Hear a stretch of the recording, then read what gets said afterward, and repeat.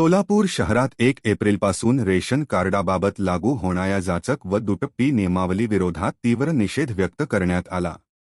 सोलापूर शहर rationing card धारक संघटनेचे संस्थापक अध्यक्ष निरंजन बोद्दुल यांनी महाराष्ट्र शासनाच्या या निर्णयाचा निषेध करत मुख्यमंत्री यांना निवेदन दिले। या निवेदनामध्ये शासनाने प्रस्तावित केलेल्या नवीन नियमांवर आक्षेप नोंदवण्यात आला।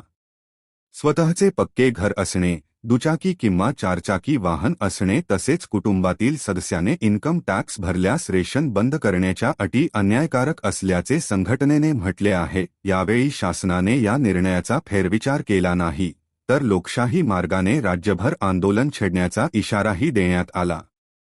याप्रसंगी विद्या सिंगम, इम्तिहाज बुन्हा, जयबिपाशा नदाफ, प्रभाकर भोंगे आदी उपस्थित होते। माननीय जिल्हाधिकारी साहेबांना निवेदन देण्यात आलेले आहे। महाराष्ट्र शासनाच्या वतीनं 1 एप्रिल पासून रेशनिंग धान्याबाबत काही घातक अटी घालणार आहेत।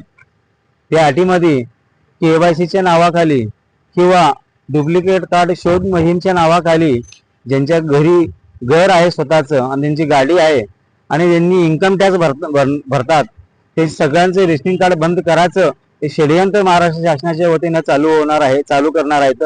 त्याला आम्ही सक्त विरोध करण्यासाठी आज सोलापूर शहर रेशनिंग कार्ड धारक संघटनेच्या वतीनं माननीय जिल्हाधिकाऱ्यांना आम्ही निवेदन देण्यात आलेले की हा नियम ताबडतोब रद्द करण्यात यावा, अन्यथा महाराष्ट्रभर आम्ही आंदोलन केल्याशिवाय राहणार नाही आहे।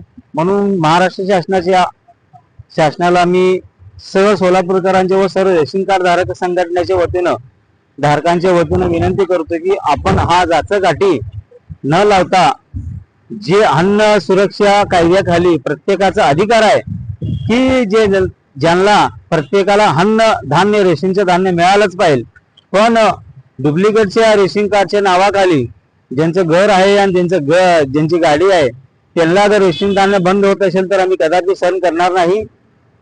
लवकरात लवकर हे नियम रद्द करून सर्वांना सरसकट रेशनचं धान्य चालू करावे अशी आमची सोलापूर शहर रेशन कार्ड धारक संघटनेच्या वतीनं नम्र विनंती आहे।